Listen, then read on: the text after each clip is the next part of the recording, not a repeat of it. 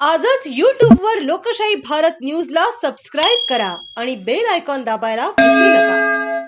ग्रामपंचायत दाबलोन व ग्रामपंचायत दाडरी येथे मोफत बालनेत्र तपासणी शिबिर संपन्न।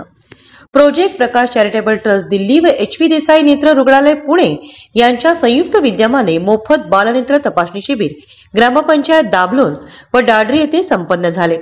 सदर शिबिरादरम्यान 100हून अधिक मुलांची नेत्र तपासणी करण्यात आली। तसेच ऑप्टोमेट्रिस्ट असद फुजेल व व्हिजन टेक्निशियन राम सानप यांनी डोळ्यांचे विकार, मोतीबिंदू, तिरळेपणा याची तपासणी करून मोफत समुपदेशन केले।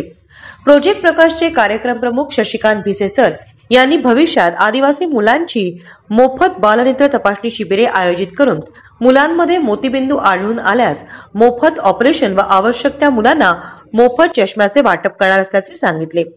सदर शिबिरासाठी सर्वतोपरी सहकार्य आदिवासी अस्मिता प्रतिष्ठान संस्थेचे संस्थापकीय अध्यक्ष तथा सरपंच ग्रामपंचायत दाबलोन सुदाम उंबरसाडा व दाडरीचे सरपंच बाबन अकाणे यांनी सहकार्य केले।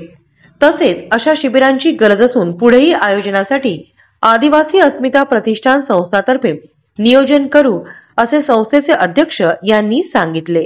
आजच YouTube वर लोकशाही भारत न्यूजला सबस्क्राइब करा आणि बेल आयकॉन दाबायला विसरू नका।